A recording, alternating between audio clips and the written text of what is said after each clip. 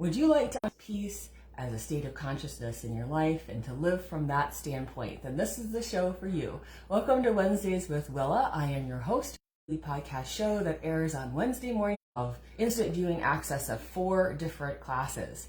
So you can go to my website, willawhite.com. You can access things regarding positive affirmations, magical journey within, your inner guide, and also meditation.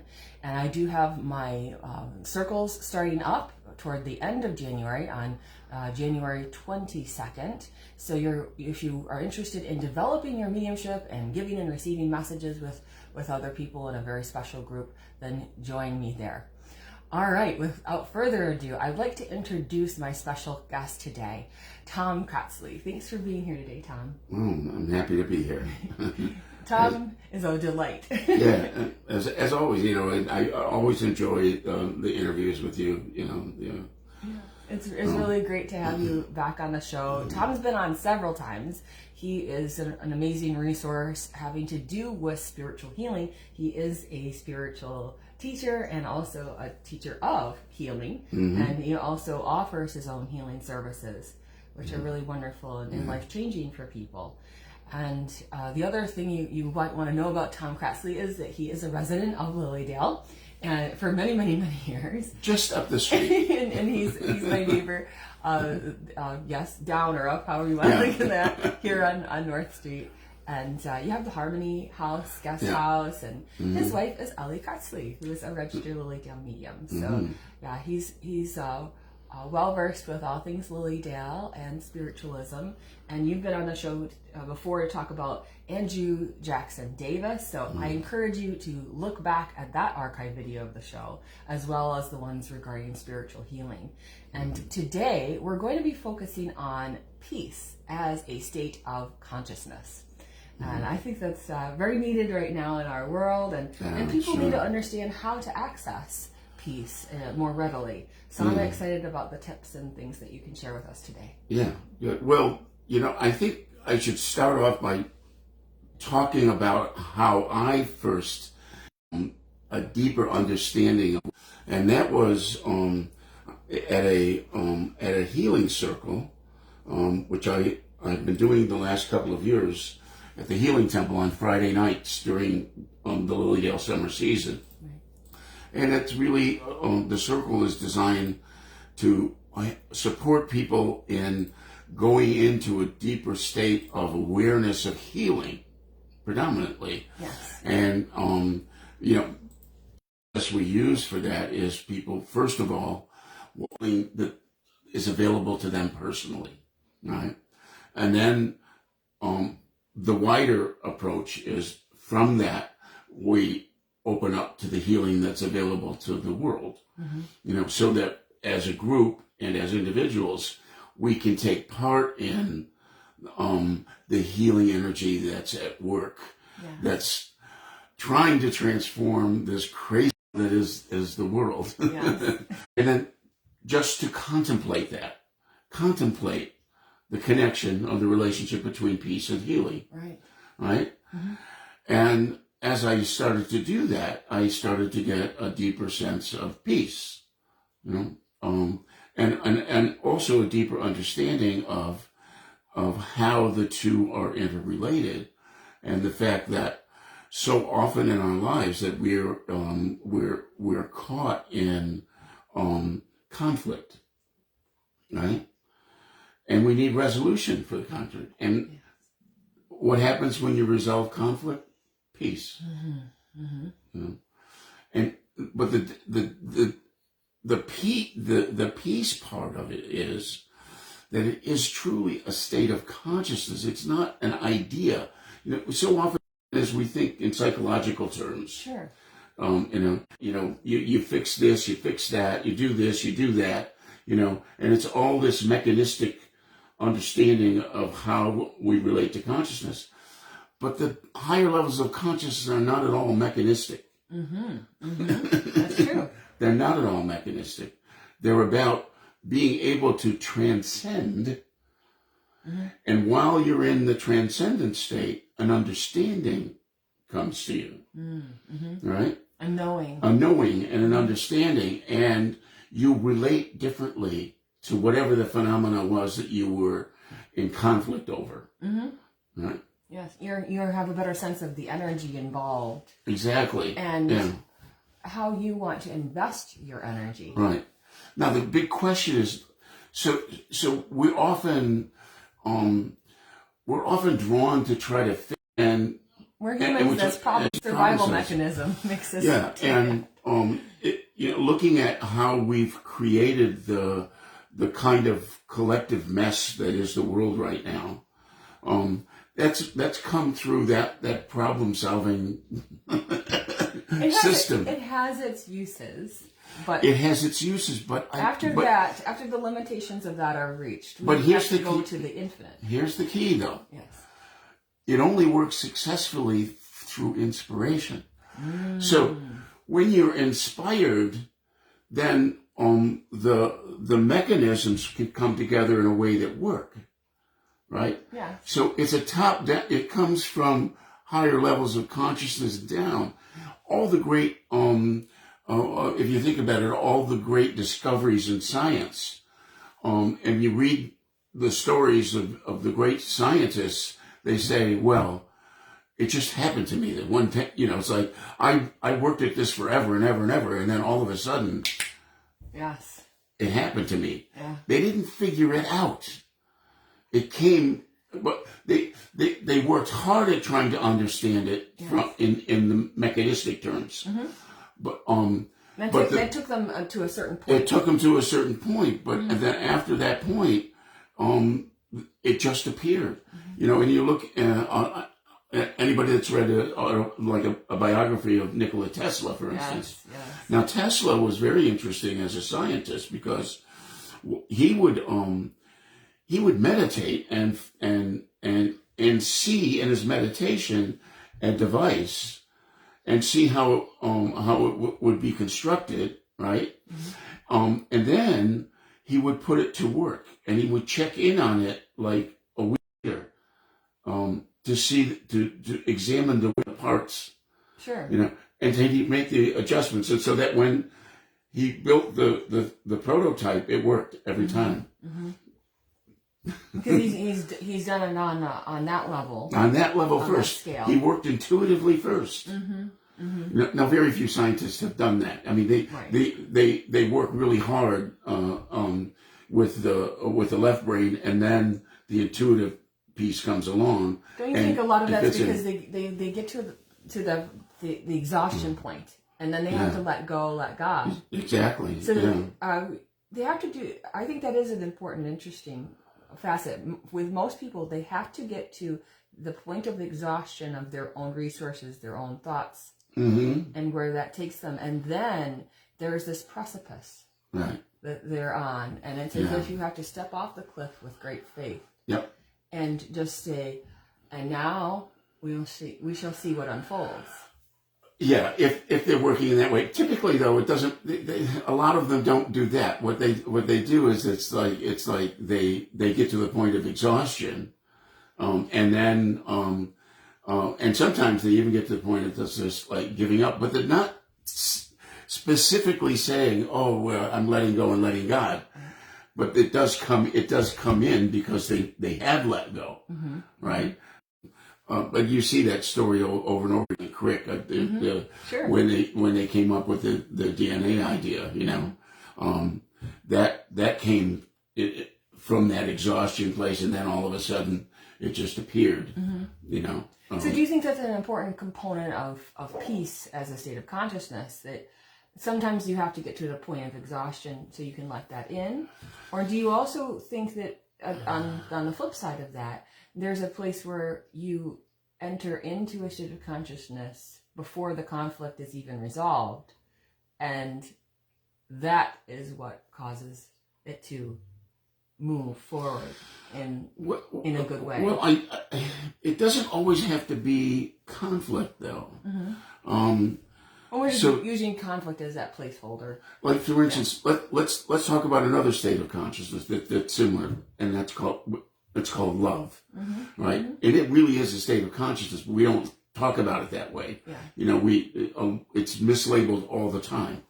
I know there's so many ways people think of love, Right? and you know the Greeks even have divided all the different kinds of love out. There's a whole few essays about that. Yeah, and many cultures have done that. Yeah. Yes.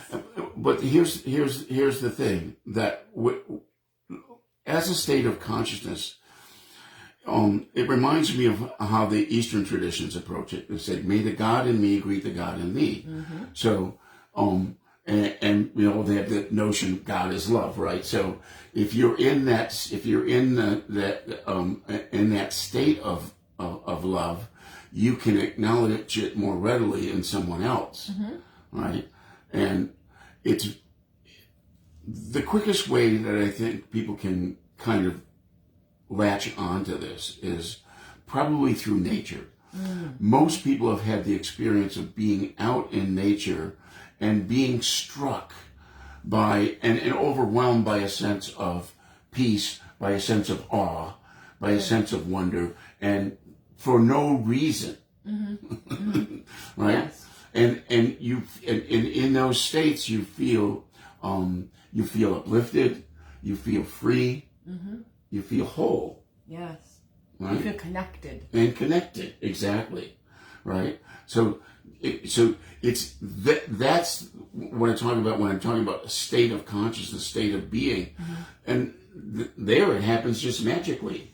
Yes, but I would take you back to the point you made before that you start to resonate, basically. That's the spiritual natural law, through the law of resonance. Yeah. You resonate with that higher consciousness of peace. Yep. And that wholeness and that connectedness and that completeness that's there. Yes.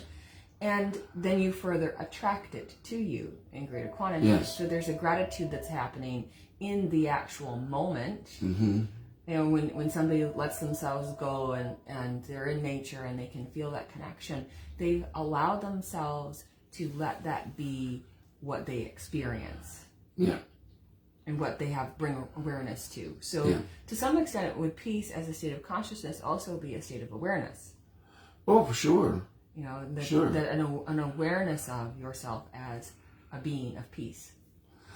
Yeah. Well, here's the thing that's so kind of tricky. How do we integrate these states with our normal day-to-day human activities?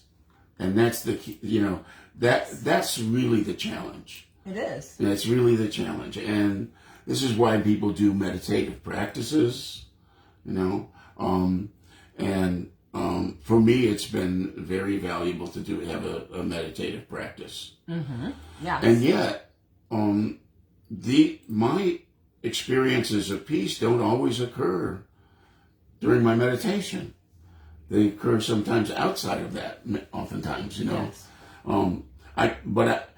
I think my meditation practices allowed me to be better aware of it when it happens, you know, when I'm close to it, when I feel it. You get used to understanding what that feels like, so you're able to recognize that more readily in other instances. Yeah. When you're not just sitting there in the only state. And of course, you know, I would be remiss if I didn't acknowledge how it happens when I'm doing hands-on healing. You know, because I open myself to be in that state of grace, if you will, and to be cognizant of how the universe wants to support the person that I'm there to facilitate healing with. You know? Right. Yeah. Right. And that's magical. And to some extent, you're bringing peace, among other things. You're bringing peace to that person's energy, mind, body, spirit connections. You're bringing peace and a remembrance of who they truly are in those moments, that they can be whole, healed, and complete, and that they always are. That there's that etheric template that will remember, they can revert back to that which is a true state for them through that moment of peace. And so many people, when they come through the gates of Lilydale, what do they feel? peace. When they sit healing temple and receive a healing, they feel a state of peace. Or they get a powerful message at one of the outdoor meetings. Yeah. The fascinating thing about some of that is that I've seen messages given at some of the outdoor meetings that not only bring healing to the person that receiving the message, but to everyone in the audience. Yes. That's pretty remarkable. It is remarkable. Yeah. And it's because there's a shared experience that's happening on That's a group right. level. So there's a group piece that happens. Yeah. And because they're also rooting for that person. Sure. Who's receiving that message and really saying, this is beautiful that this connection is occurring. Yeah. They're happy for them. Yeah. That's the transcendent element, that we all are in need of, Beautiful point. Yeah. Mm-hmm. Right now, the world is desperately in need of it. Yes. When you look at all the things that are going on, and I think in our country in particular, we need it. I think our country's in a. Don't you think it's also about we have to have a mindset? Peace as a state of consciousness does help. It is helped by having a mindset that allows for the recognition that while there may have the appearance of chaos that is around you, that you bring your peace to that. Yes. I remember reading about the Jewish rabbis in Warsaw, Poland. Oh yeah. And they're in the ghetto, and they're people are really cut off from nature, right? They're not allowed to go outside of a certain space. There are no trees. Children are at that point growing up and not knowing what a tree is, and they barely have any food, and they have to go into a state of quieting, a state of peace as a state of and the mindfulness that's associated with that, but a place of no matter what is going on around me, no matter how other people press or have fear, I hold this peace inside of me. Yes. And that is a hard thing to do sometimes, to be that vessel of peace. Well, especially when you're in the midst of such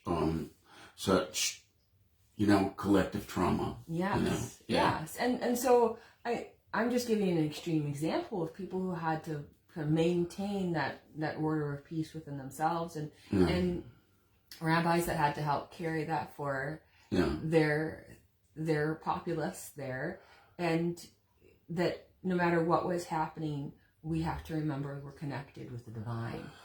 Well, there's a similar story that the Dalai Lama tells about one of the monks who were imprisoned by the Chinese, and eventually released. But he was in prison for a number of years, and he said that the hardest task he had was to keep his sense of compassion for the jailers who were on a daily basis mistreating him and the other monks, and that was his toughest job.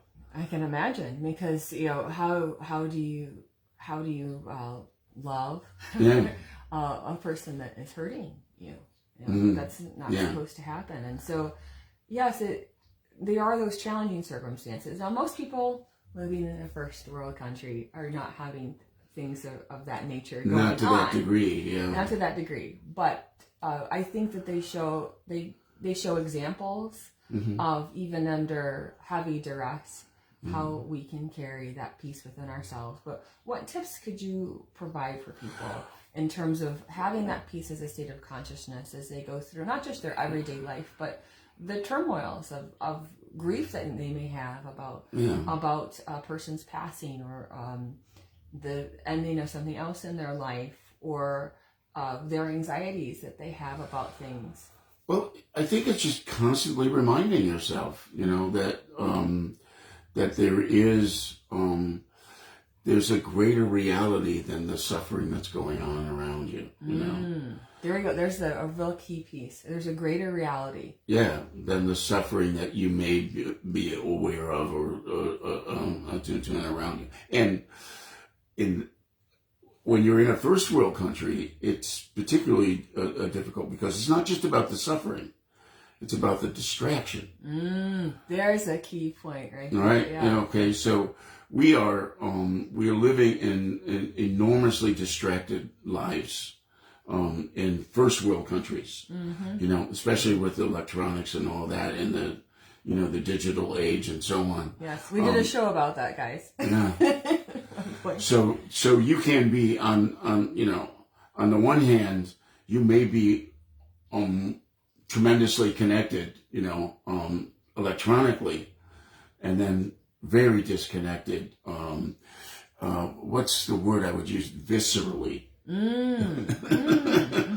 Visceral. That's an interesting choice. Yeah, and the proof is out there. A lot of people in the younger generation have very difficult time socializing in real terms. And it's like they can socialize on their computer, but when they're publicly with other people, there's an awkwardness. There's a breakdown there somehow, and their recognition and some of us they talk about the dopamine hits that people get when they're on their phone and social media and that sort of thing. But then there's also that they're not used to making eye contact. They're not used to the give and take. They're used to the quick text. Yeah. They're used to that kind of energy. Yeah. So there's not let's ease into this and enjoy a conversation. Let's ease into this and even if there's awkwardness, you have to learn how to move past those things. Reading a book. Who reads books anymore? I do. Yeah, I know, but you grew up reading books, right? Yes. I did too. But young people, it's not books. Like they may, they probably either get it the audio book or they on an iPad or something. Sure, or they watch the video.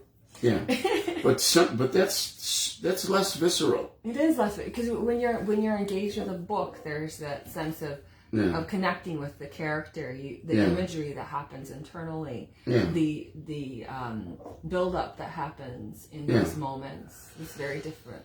But also because it's less visceral, what it does is it bypasses some of our sensorium, right? So that part of us gets weaker. That's an interesting point. Yeah. Yeah. That part of us gets weaker. And so, and maybe that's just part of our evolution, but I'm not sure about that. No, I reject that. Yeah. I reject that. Yeah. Wholeheartedly reject that. Yeah, me too. But I like I'm saying, at this point I don't know. But I do know that for me personally, it feels like something is lost. There is something. So in terms of building peace, a person who wants to feel more of that would, in my humble opinion, want to have less time with the technology-based living, or set aside pockets of time that are very to do other deliberately connective with peace. Yeah. So that your mind, there is such a thing called needing to have time with the default mind, and the default mind is the one that's imaginative, that has that daydream quality, that isn't you having the input of stimuli, that you're just in that thinking mode.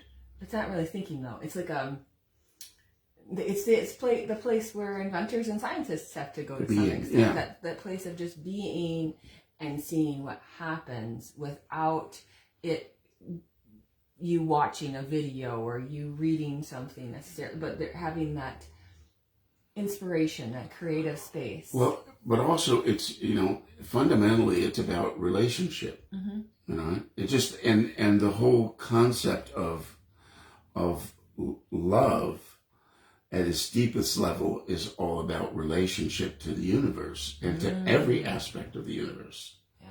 All right. Yes. And so the person who is capable of this true state of love is always in touch with the universal, right? Is always in touch with the part of them and the part of other that's in touch with the universe. Yeah, you're able to see someone's soul, and possibly even feel another person's soul, and relate to it on those levels, and the honoring that takes place in those moments can be peaceful and exciting at the same time. Yeah, and magical. You know, magical. To me, it's magical. magical. Yeah. And what other tips and thoughts would you bring to helping someone to get to that place of achieving peace as a state of consciousness? Because it does feel like maybe you can have a blip here or there. You know, some people are like, I can feel a little moment of peace, but then it's gone. It's like poof. And then for other people, it lasts a little longer. And then for some people, they may be saying, but I just want a lifetime of peace. Well, I just want to share, you know, how do you do that? The simple directive I was given from my own inspiration was contemplate it. Spend time contemplating it. Contemplate peace. Yeah. Spend time contemplating. Happens. Yeah. That's that default mind space. Yeah, exactly. Yeah. Spend time contemplating. Spend time contemplating the meaning and the value of love in your life. The meaning and the value of healing in your life. You know, any of those you know, what we would call transcendental notions of life and being. Spend time contemplating. I like that one for sure. Hope you guys like that one. Yeah. Spend time contemplating them, and there's great reward in it, you know. And the other thing you can do is take a walk in the woods, take a walk on the beach, take a walk, you know, like just go out in nature and spend a little time and contemplate there. You know, there are, and again, that's that visceral connection. Nature will support you. It will viscerally support you in your sense of wonder and connection to the greater universe. Well, and although it's a physical universe, there's a great physical universe as well as the transcendental universe. Yes, it's important to get outside of your home and into the rest of the world. So it's almost like you need to see that you're not just limited to the ceiling of your home, but you have the sky. Yeah. And there's this place of infinite possibility that happens in those moments. Kids, for instance, look at you know, for me, I'm forever inspired. I love to go walk around Walmart or any of the stores that I go to, and see a young mother with a child, with an infant in the and see how they are looking at the world with eyes of wonder. You know, and whenever whenever I see that, I acknowledge it, and those kids look straight back at you immediately. You know, it's like if I see that in a kid, you know, I acknowledge. I say, you know, oh, that's great, and they look at you like they know that you've acknowledged that on some magical level, and so that's that state of wonder and innocence that is valuable to maintain your connection with. That's an excellent point, because when you enter into cynicism, then you stop seeing the world for what it truly is. Yeah. You see it in a narrowed space and limited space, because you are more disassociating from people when you're in a cynical state, right? Yeah. And disassociating from your world in many ways. And people do that because they've been hurt. Yeah. And so that is something that also keeps them from experiencing peace to some extent. Yeah. And so when they focus so much on the hurt, well, this person keeps hurting me, or somebody in the family that they say something and that hurts me. I mean, there are a lot of people that watch the show that are very sensitive. Sure. You know, and they're mediums, they're healers, they have their own sense of needing to remember that they don't need to just amplify or magnify the energy that's around them. They need to amplify or magnify the energy that they choose to. Well, this is very interesting that you say that. So over the years, I certainly have had the opportunity to discuss a similar topic with probably hundreds of mediums, right? And many of them, their mediumship was their way out. Yeah. Okay. Yep. So they found that when they were when they were overwhelmed by struggles within the family, whether it was a parent that was mean to them, or the entire family situation was one that there really was no peace in, they would find peace either in nature or from other realms. Yeah, connecting with spirit. Connecting with spirit. They were able to put aside what had been going on in their own lives to just be fully 100% with that connection with spirit and the message work or the healing. Right? That's involved there. And that saved them from the abuse, from being identified with the abuse. There you go. Right. Right. Yeah. Right. The abuse was still there, but they were able to kind of liberate themselves because they had another connection and another really visceral understanding that the world is not all abuse. Right. They go into that space of the amazing grace. Yeah, exactly. At least for a little while, but then that carries them through kind of like food for a while to the next. Yeah. Yes. Yeah, and that's been I've seen that story repeated over and over and over again with a lot of mediums, with people who never have mediumistic abilities, maybe don't do it professionally, but people who had similar experiences. Yeah. Right. Unfortunately, there's a high percentage of mediums that have had that kind of a story. Yeah. Unfortunately, because it's been something that's triggered or ignited in them. Spiritual gifts, having them rely on their spirit or their soul to sustain them through a circumstance. Yeah. So there's a power through the struggle that can occur for many people. Yeah. And so whatever place you are at in your life or your development, your spiritual development, mediumship, or healing development, know that sometimes those struggles reinforce almost like that special. The grit of the soul. Yes. Right. Well, and then sometimes people they get a sense of of understanding that that's the reason they came to understand the pain of others so that they can help others. Yeah, because they enter into a state of consciousness of compassion. Yeah. Yeah. Yeah. Compassion. But even if you don't have those kinds of things happening, you can still have an amazing level of compassion. It's just that for some people, it really, because they've viscerally experienced their trauma, right? They know it to that depth. They can see it, sense it in others, and work toward the healing. Right. And by healing other people, intrinsically they're healing themselves. It's almost like a cleaning of the world. Right. That is occurring in those kinds of instances. But first, you do clean it in yourself to help clean other people. It's simultaneous, yeah. You as you're working on yourself.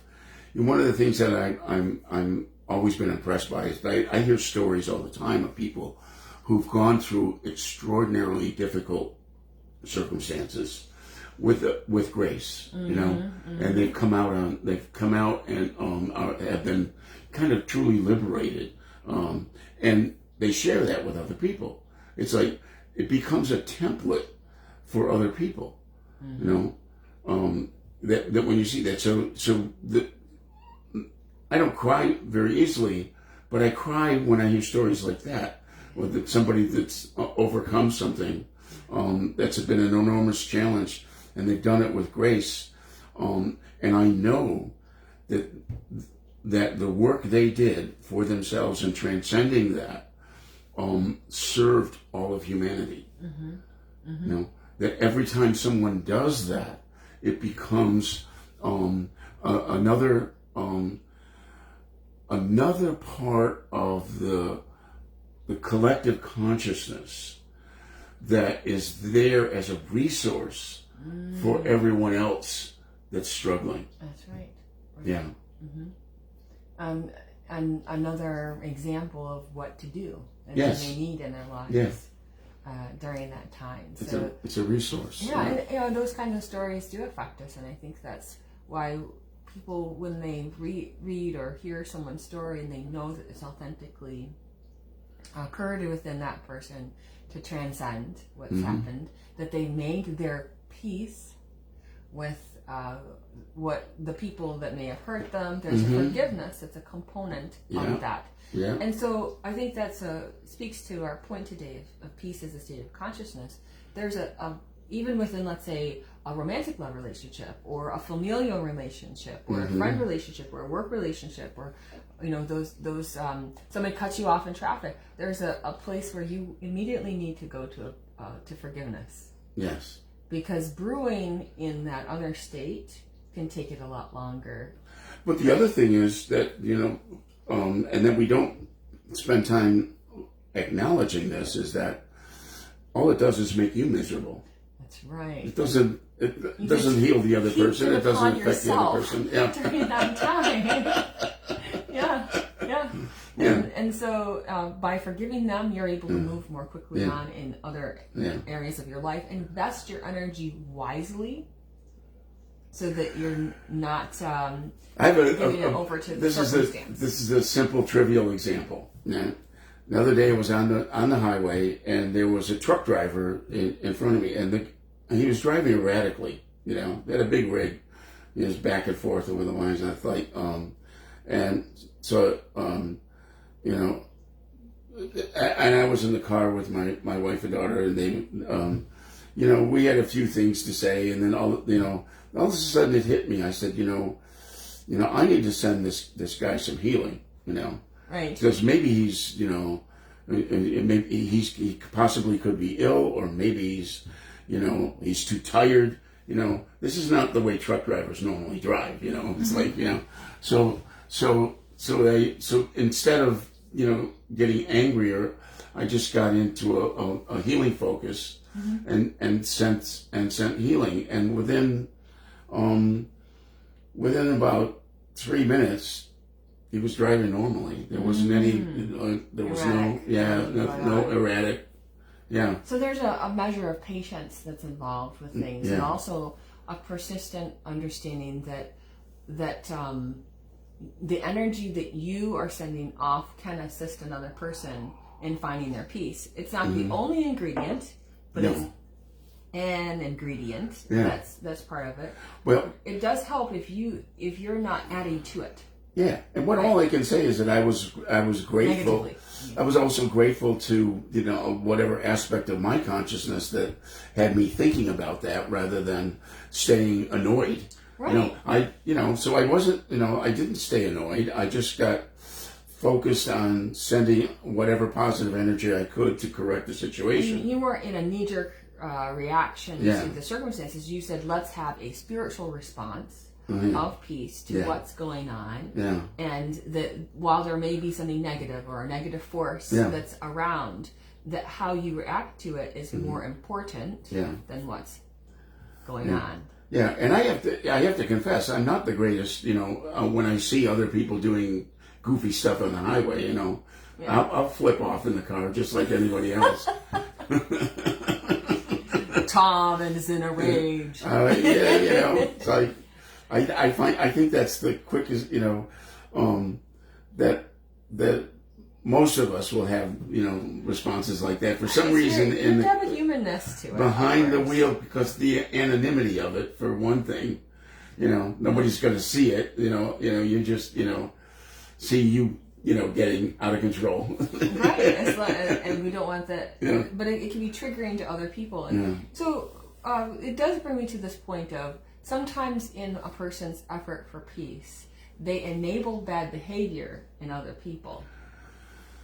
Because especially sensitives, sometimes it's easier to just keep the peace as it were, than actually engage in something. And so we're not advocating that you just brush things under the rug. This forgiveness doesn't lead to that kind of component. But it really is important that you're still meeting the circumstance with peace. Have your own human emotion. Well, here's the thing, though, that you're getting into a more complex psychological topic, because the complexity there is that often you're dealing with your own internal conflict as to why you're not standing up for yourself, or why you're not representing a truth in the moment, right? And so because you're afraid of some consequence, right? So acknowledging that is very important, and acknowledging, okay, I'm afraid of this consequence, but what's more important here, the truth. And I need to be at peace with the truth. Be at peace with the truth. Be at peace with the truth. And then you can operate in probably the most beneficial and effective way. But coming to peace, being at peace with the truth, then your action will probably be the more appropriate one. Especially when you're wanting to deal with people that you view as negative because of their behaviors. Yeah. And people that you feel that maybe aren't road raging on the road, but are road raging in your life. Yes. And that's an important thing that you just said. Well, there are a lot of people that, my particular way of doing that is most of the time is, if I have a sense that I will be, if I stay in one other person's presence, or whoever, maybe even a group of people, their presence, that it will only cause me increasing discomfort, that I don't stay around. That's right. But some people are so into their righteousness that their anger is righteous in some way, because they are right. Yeah. And it's difficult to make a person settle down in that. But if you have the awareness that there's nothing you can do in that moment that can make a change, you just walk away.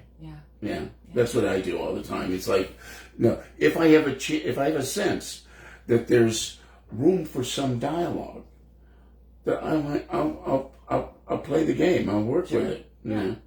But if not, I'm gone. That's right. What other thoughts do you have about peace as a state of consciousness that you feel would be helpful for people to understand? Again, I think if you, for anyone, make a list of times when you were peaceful in your life, where you felt peaceful. And if you never have, and maybe there are some people that haven't,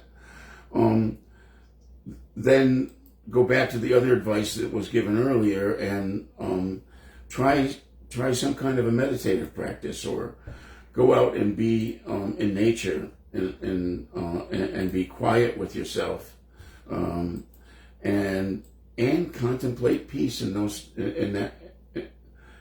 circumstances. Yes. Put yourself in the best possible circumstance. And like I said, nature is often a great contributor. Yes. Put yourself in a good circumstance and contemplate peace. If you're unsure of what that means to you, and if you give yourself enough time, it will definitely make itself known to you. Yes.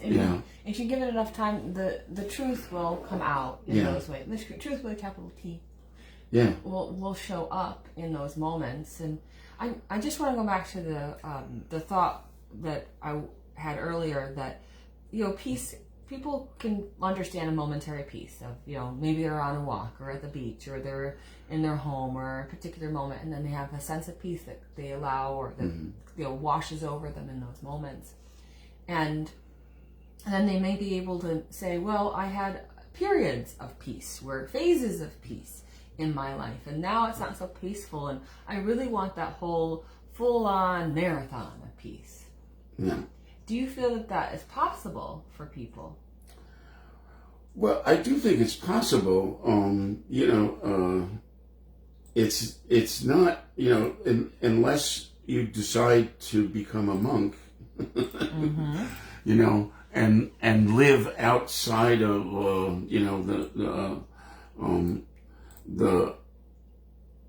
the normal boundaries of what it is to be operating in society. Yes.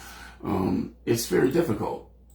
It does take a commitment, Yes. But that's simple. It's a commitment. You just say, and the commitment is easier once you give yourself the opportunity to experience even small doses of it. Mm-hmm. Right? The more you give yourself an opportunity to experience those moments of peace, the more you realize, I want more of this. Sure. Yeah. Sure. And so you can dedicate yourself to putting a little bit of extra time to it.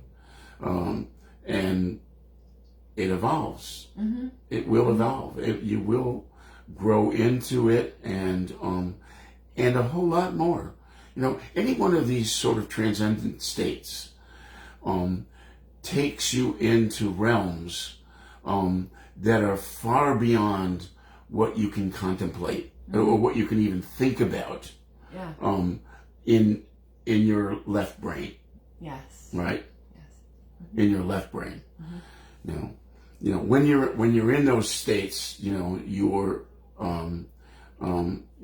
aware of so much more possibility for yourself. Yeah, because Yeah. the world opens up, Yeah. and the aura gets real nice and big, and Yeah. and it's in that space of divine splendor of confidence that happens in those moments, Yeah. because you're a soul, you're not what's happening to you, and that you can respond in that kind of beautiful manner that holds true to your principles, your spiritual principles. Mm-hmm. In those moments. But when people regress. Yeah. And that's why spiritualism is a religion, because in my feelings, it's a religion so that people can have a shared fellowship experience of saying, these are the reminders of our principles that we want to share. These are the places where we want to converge with like mind with other people, so that we can hold ourselves to that kind of standard as much as we can, and have a remembrance of this is how we want to act going forward. Yes. If we do not feel so peaceful in a particular moment. Yeah.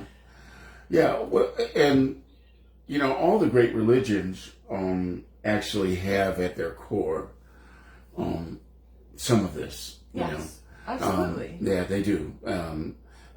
And then what happens is that over time, the dogma creeps in, and people's personal, what I would say, personal prejudices and preferences infect the teachings. It's interpretations, right? There's interpretations of things that occur. Yeah. Over time, and I know I've seen it even in spiritual. In spiritualism, we say there is no dogma thing, but there are dogmatic spiritualists as well as there are dogmatic Christians and Hindus, and it doesn't matter what the there's always a range. There's always a range. Yeah. But peace as a state of consciousness is something that really puts it into that frame of reference that it is achievable. It is a state of consciousness that you can enter into and maintain longer and longer with practice. Yes. With right practice, with right intention, you can achieve that, and know that is your default. Yeah. You can set that as your default mode, instead of having that knee-jerk reaction. Yeah. And so much of this is, when I say peace, That's why I included love before, because at those high transcendent states, there is that sense of unity with all, right? And that's the sense of relationship too, and that's all about love. The true meaning of love, which is there is nothing in the universe that can be separate from the from the embrace of God. Yes, it's true. We can have the illusion of separation from God, or never separated. Never. The divine is always living within us. We are sparks of the divine. And as such, we have unlimited potential for love and peace and joy. Yeah. Beautiful. Well, I know we need to wrap things up. Any last thoughts before we do? No. I do have some. I've got there's several. When the Lilydale program comes out. Yeah, for the summertime. I have a week-long healing mastery that I do at the Healing Temple. That starts the first Sunday after the 4th of July. It's a real solid week. Again, it's Tom's healing mastery course, and you'll hopefully by March or something we'll have the whole program together. That'll be up, And you'll be able to register for Tom's classes on the LilydaleAssembly.org website. Yeah, that's how you. And then it'll be in person here at Lilydale in the Healing Temple. And then there are 2 other one-days that I'm doing. I'm doing one on healing voice. Find your healing voice. We did a show about that. You guys can look back at our video of that one. And then another one on healing with elementals. Which we also did a show about. So those are good preliminary shows. You could look back at the shows and know that you're going to be able to experience, and Tom will expound upon all of those things actually in the workshops. And that you get all kinds of bonus knowledge that comes through in those ways. Sure. Yeah. It's great to know people can come and study in person at Lilydale with you. Oh yeah, and then of course they're all summer long. You might see me at the Healing Temple. So right. they've been during the healing, and then on Friday nights throughout the summer, I do a healing development meditation. That's beautiful. People need to have those kinds of resources. Why it's such a beautiful thing for people to come visit during the summer season in Lilydale, which heads up if you don't already know, the 2024 season starts on June 21st, and it's a 10-week summer season. I think the last day is September 1st, the day before Labor Day. And there'll be a jam-packed schedule that hopefully will be available online for you to review in the next couple of months. And you can sign up for Tom's classes as well as many others. I know in the meantime that Lilydale does offer some Zoom classes by various folks that are offering them through Lilydale. And as I said before, I have my classes right now that you can enjoy. In January, I set to put together a whole package of online video learning for you. This is a good month to set those kinds of things for yourself, and know that there are ways, if you want to develop your mediumship, that I can work with you too. All right. Wonderful. Thank you for being on the show today, Tom. It's been wonderful. I think people are really inspired by what you've been able to share today. Thank you. It's been fun. Thank you. Excellent. All right, everyone. Have a wonderful week. I will see you next week for another great show. Happy New Year. Bye-bye.